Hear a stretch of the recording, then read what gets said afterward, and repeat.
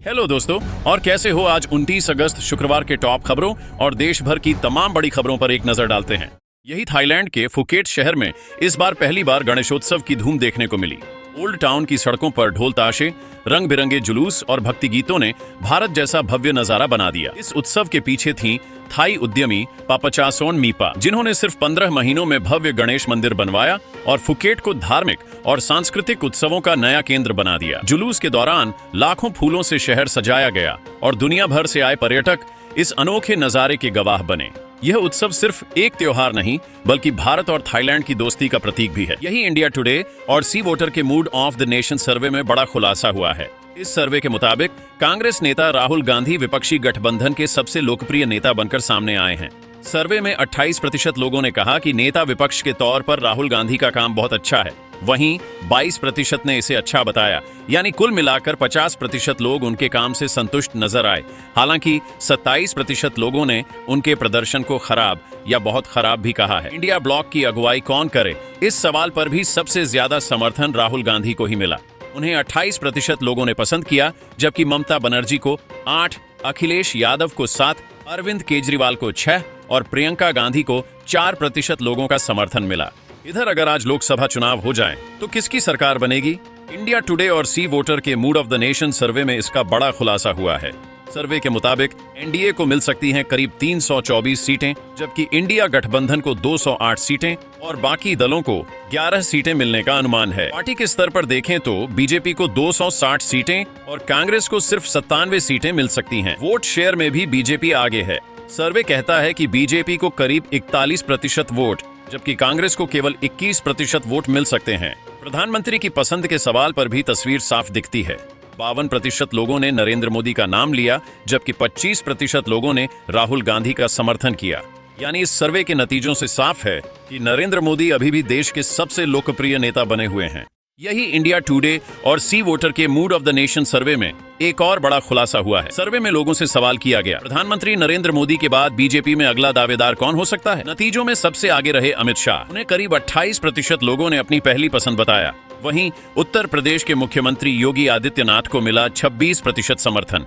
केंद्रीय मंत्री नितिन गडकरी इस रेस में काफी पीछे रह गए। सिर्फ 7% लोगों ने उन्हें अपनी पसंद बताया। यानी सर्वे के अनुसार मोदी के बाद पार्टी में सबसे बड़े दावेदार अमित शाह और योगी आदित्यनाथ माने जा रहे हैं। इधर मूड ऑफ द नेशन सर्वे में भारत पाकिस्तान क्रिकेट को लेकर चौंकाने वाला नतीजा सामने आया है। सर्वे में 10 में से 7 लोगों ने साफ कहा कि भारत को पाकिस्तान के साथ क्रिकेट नहीं खेलना चाहिए। कुल 69% लोगों ने इस मुकाबले के खिलाफ अपनी राय दी, जबकि 25% ने कहा कि दोनों देशों को खेलना चाहिए।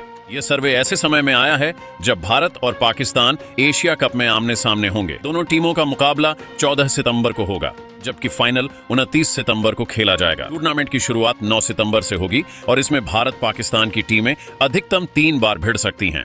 इधर राष्ट्रीय स्वयंसेवक संघ के प्रमुख मोहन भागवत ने बीजेपी अध्यक्ष के चुनाव में संघ की भूमिका पर बड़ा बयान दिया है। भागवत ने कहा कि यह हो ही नहीं सकता कि सब कुछ संघ तय करे। उन्होंने कहा, मैं 50 साल से शाखा चला रहा हूं और वे कई साल से राज्य चला रहे हैं। हमारी विशेषज्ञता अलग है और उनकी अलग है। सलाह दी जा सकती है, लेकिन फैसला बीजेपी का ही होता है। अगर हम तय करते तो इतना समय ही क्यों लगता? संसद में पास हुए सीएम और पीएम के जेल में रहने पर पद मुक्त वाले बिल पर भी उन्होंने प्रतिक्रिया दी। भागवत ने कहा कि नेतृत्व हमेशा स्वच्छ और पारदर्शी होना चाहिए। कानून पर बहस अभी चल रही है, लेकिन अंतिम फैसला संसद ही करेगी। यही मोहन भागवत ने फिर से हाल ही में हुए प्रेस कॉन्फ्रेंस में कहा कि आरएसएस और बीजेपी के बीच किसी तरह का मतभेद नहीं है। भागवत ने साफ किया कि कहीं कोई झगड़ा या टकराव नहीं है। उन्होंने शिक्षा पर जोर देते हुए कहा कि असली शिक्षा वही है जिससे इंसान वास्तविक मनुष्य बन सके। भागवत ने कहा कि तकनीक का इस्तेमाल मनुष्य के हित में होना चाहिए, वरना वही तकनीक मालिक बन सकती है। इसके अलावा उन्होंने सिस्टम पर भी टिप्पणी की। भागवत ने कहा कि हमारे सिस्टम अंग्रेजों के समय से चल रहे हैं, जो शासन करने के लिए बनाए गए थे, विकास के लिए नहीं। इसलिए हमें नवाचार करना होगा और सरकारों को स्वतंत्रता देनी होगी ताकि बेहतर बदलाव ला सकें। इधर दिल्ली और हरियाणा में लगातार बारिश और हथिनी कुंड बैराज से छोड़े गए पानी का असर अब यमुना नदी पर साफ दिखाई दे रहा है। गुरुवार सुबह नदी का जलस्तर चेतावनी स्तर को पार कर गया और पानी लगातार बढ़ता जा रहा है। कालिंदी कुंज घाट पर तेज बहाव और लहरों में उफान देखा गया। स्थानीय लोगों के मुताबिक सोमवार शाम से पानी बढ़ना शुरू हुआ था और गुरुवार तक यह लगभग 8 से 10 फीट तक ऊपर चढ़ चुका है। ओखला बैराज के गेट खोलने के बाद नदी की रफ्तार और तेज हो गई है। कई सूखे इलाके अब पानी में डूब चुके हैं। बारिश और बैराज से छोड़े गए पानी के कारण यमुना का जलस्तर फिलहाल खतरनाक स्तर पर पहुंच गया है। यही जम्मू कश्मीर में भारी बारिश और भूस्खलन से हालात गंभीर हो गए हैं। कटरा में वैष्णो देवी यात्रा मार्ग पर भूस्खलन में लगभग 34 लोगों की मौत हो गई है, जिसके बाद यात्रा को रोक दिया गया है। रेलवे ने यात्रियों की सुरक्षा के लिए बड़ा कदम उठाया है। जम्मू जाने वाली 58 ट्रेनें रद्द कर दी गई हैं। कई ट्रेनों को अंबाला, जालंधर और सहारनपुर से ही वापस भेजा जा रहा है। बारिश और लैंडस्लाइड से सड़क, रेल ट्रैक और पुलों को भी भारी नुकसान पहुंचा है। मौसम का यह कहर आस्था और यात्रा दोनों पर साफ दिखाई दे रहा है। इधर बॉलीवुड की मशहूर एक्ट्रेसेस काजोल और ट्विंकल खन्ना अपना पहला digital talk show too much लेकर आ रही हैं। शो की धमाकेदार शुरुआत सलमान खान और आमिर खान के साथ होने जा रही है। सूत्रों के मुताबिक पहले एपिसोड में सलमान और आमिर की एंट्री ने महफिल जमा दी। दोनों ने एक दूसरे से मजेदार बातें की, टांग खींची और कुछ दिलचस्प राज भी खोले। याद दिला दें कि ये दोनों सितारे पहले फिल्म अंदाज अपना अपना में साथ नजर आए थे। अब शो टू मच पर उनकी जोड़ी देखना फैंस के लिए किसी ट्रीट से कम नहीं होगा। यही बिहार के मोतिहारी जिले में नेपाल बॉर्डर से 3 पाकिस्तानी आतंकियों के घुसने की खबर के बाद हाई अलर्ट जारी कर दिया गया है। एसपी स्वर्ण प्रभात ने आतंकियों की तस्वीर और पहचान पत्र जारी किए हैं और सूचना देने वाले के लिए 50,000 रुपए इनाम का ऐलान किया है। सीमा पर एसएसबी और अन्य सुरक्षा एजेंसियां सघन तलाशी अभियान चला रही हैं। वाहनों और लोगों की कड़ी जांच की जा रही है। जिले में राहुल गांधी की वोटर अधिकार यात्रा और अन्य नेताओं की रैलियां होने के चलते सुरक्षा और भी बढ़ा दी गई है। पुलिस ने जनता से अपील की है कि आतंकियों के दिखने पर तुरंत सूचना दें। इधर भारत और कनाडा के रिश्तों में आई तल्खी अब कम होती दिख रही है। 9 महीने बाद दोनों देशों ने उच्चायुक्त बहाल करने का फैसला किया है। भारत ने वरिष्ठ राजनयिक दिनेश पटनायक को कनाडा में उच्चायुक्त नियुक्त किया है। वहीं कनाडा ने क्रिस्टोफर कूटर को भारत में अपना नया उच्चायुक्त बनाया है। गौरतलब है कि पिछले साल जस्टिन ट्रूडो के आरोपों के बाद दोनों देशों के रिश्ते बेहद खराब हो गए थे, लेकिन अब यह कदम संबंध सुधार की दिशा में बड़ा संकेत माना जा रहा है। यही T20 एशिया कप 2025 के लिए भारतीय टीम की डेट फाइनल हो गई है। टीम इंडिया 4 सितंबर को दुबई पहुंचेगी और 5 सितंबर से नेट प्रैक्टिस शुरू करेगी। यह टूर्नामेंट 9 सितंबर से यूएई में खेला जाएगा। भारत का पहला मुकाबला 10 सितंबर को मेजबान यूएई से होगा। इसके बाद 14 सितंबर को टीम इंडिया दुबई में पाकिस्तान से भिड़ेगी और 19 सितंबर को ओमान के खिलाफ खेलेगी। इस बार खिलाड़ी सीधे अपने अपने शहरों से दुबई पहुंचेंगे, जबकि पहले टीम मुंबई से एक साथ रवाना होती थी। भारतीय टीम की कप्तानी सूर्य कुमार यादव करेंगे और 15 सदस्यीय टीम इसके लिए चुनी गई है। इधर उत्तर प्रदेश की योगी सरकार कारोबारियों के लिए बड़ी राहत लेकर आ रही है। राज्य में जल्द ही सुगम्य व्यापार विधेयक 2025 पेश किया जाएगा। इस विधेयक के तहत उद्योग और व्यापार से जुड़े 99% आपराधिक प्रावधान खत्म कर दिए जाएंगे। यानी अब जेल की सजा की जगह आर्थिक दंड और प्रशासनिक कार्रवाई होगी। मुख्यमंत्री योगी आदित्यनाथ का कहना है कि यह कदम ईज ऑफ डूइंग बिजनेस को और मजबूत बनाएगा। साथ ही श्रमिकों की सुरक्षा और सुविधा भी सुनिश्चित होगी। सरकार की योजना है कि फैक्ट्री लाइसेंस, दुकान पंजीकरण और निरीक्षण जैसी प्रक्रियाएं आसान हों। साथ ही निवेश मित्रा 3.0 पोर्टल के जरिए निवेश से जुड़ी सारी सेवाएं डिजिटल और पारदर्शी होंगी। अगर यह विधेयक पास होता है तो यूपी देश का पहला राज्य बन जाएगा जहां इतने बड़े स्तर पर कारोबारी प्रावधान गैर आपराधिक श्रेणी में बदले जाएंगे। इधर यूपी के बागपत से सनसनीखेज वारदात सामने आई है। यहाँ 13 साल की किशोरी पर 25 साल के युवक ने चाकू से ताबड़तोड़ हमला कर दिया। जानकारी के मुताबिक आरोपी युवक ने लड़की से प्यार का इजहार किया था। लड़की के इनकार करने पर उसने रेप की कोशिश की और विरोध करने पर गर्दन, सीने और चेहरे पर कई वार कर दिए। लहूलुहान हालत में परिजनों ने किशोरी को पहले बड़ौत CHC और फिर जिला अस्पताल में भर्ती कराया। फिलहाल पीड़िता खतरे से बाहर बताई जा रही है। पुलिस ने आरोपी की तलाश शुरू कर दी है और अधिकारियों का कहना है कि उसे जल्द ही गिरफ्तार कर लिया जाएगा। यही देश भर में 1 सितंबर से कई बड़े बदलाव लागू होने जा रहे हैं, जिनका सीधा असर आपकी जेब पर पड़ेगा। सबसे बड़ा बदलाव GST सिस्टम में है।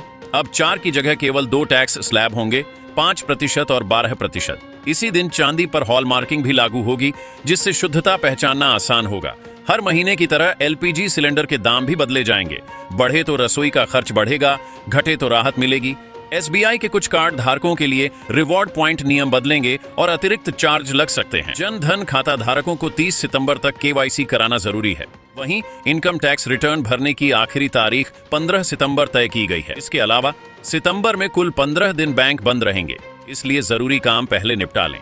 यही अमेरिकी राष्ट्रपति डोनाल्ड ट्रंप अब अपने ही देश में घिर गए हैं।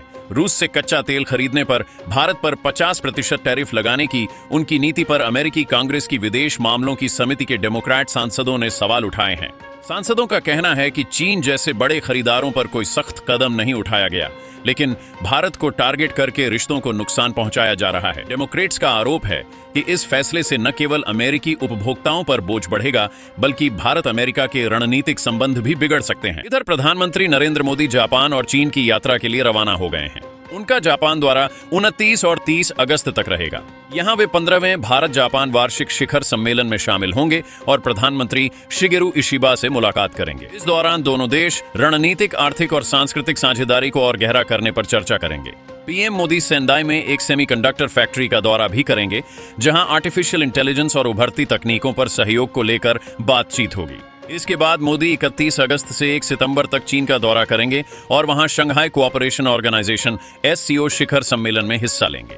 इधर भारत के सबसे बड़े स्टॉक ब्रोकिंग और वेल्थ मैनेजमेंट प्लेटफॉर्म ग्रोव को SEBI से IPO लाने की मंजूरी मिल गई है। इस IPO के जरिए कंपनी लगभग $1 अरब जुटा सकती है। इसके बाद ग्रोव का वैल्यूएशन 7 से 8 अरब डॉलर तक पहुंचने का अनुमान है। कंपनी ने मई में SEBI को प्री फाइलिंग मैकेनिज्म के तहत गोपनीय रूप से IPO फाइल किया था। ग्रोव अपनी इक्विटी शेयरों को NSE और BSE मेन बोर्ड पर लिस्ट करने की योजना बना रहा है। हालांकि इश्यू साइज और ऑफर फॉर सेल की डिटेल्स अभी सामने नहीं आई हैं। यह IPO भारत के फिनटेक और स्टार्टअप इकोसिस्टम के लिए एक बड़ा मील का पत्थर माना जा रहा है। यही शेयर बाजार में महिलाओं की भागीदारी लगातार बढ़ रही है। जीरोधा के को फाउंडर नितिन कामत के अनुसार 2014-15 में उनके ग्राहकों में सिर्फ 2 से 3% महिलाएं थीं, लेकिन आज यह संख्या बढ़कर लगभग 30% हो गई है। सर्वे के मुताबिक इन महिलाओं में से लगभग 50% खुद अपना निवेश खाता मैनेज करती हैं। यह बदलाव साफ बताता है कि महिलाएं अब वित्तीय फैसलों में और ज्यादा सक्रिय हो रही हैं। इधर ट्रंप के टैरिफ का असर भारतीय शेयर बाजार पर साफ दिखाई दिया। मंगलवार को सेंसेक्स 849 अंक गिरकर 80,786 पर बंद हुआ। वहीं निफ्टी 256 अंक टूटकर 24,712 पर आ गया। एक्सपर्ट श्रीकांत चौहान का कहना है कि अगर निफ्टी 24,650 से नीचे जाता है तो यह और गिरकर 24,500 तक जा सकता है, लेकिन अगर यह 24,750 से ऊपर जाता है तो तेजी लौट सकती है और निफ्टी 24,900 तक जा सकता है। यानी निवेशकों को अभी सावधानी से कदम बढ़ाने की जरूरत है। तो दोस्तों, आज के लिए इतना ही। कल हम फिर मिलेंगे। अगर आपको हमारा वीडियो पसंद आया हो तो इसे लाइक और शेयर जरूर करें। साथ ही देश भर की खबरें चैनल को सब्सक्राइब करके बेल आइकन दबाना न भूलें, ताकि आप रोजाना ताजा और जरूरी खबरों से जुड़े रहें। आप अपना और अपने परिवार का ध्यान रखें। हम फिर मिलेंगे अगले अपडेट में।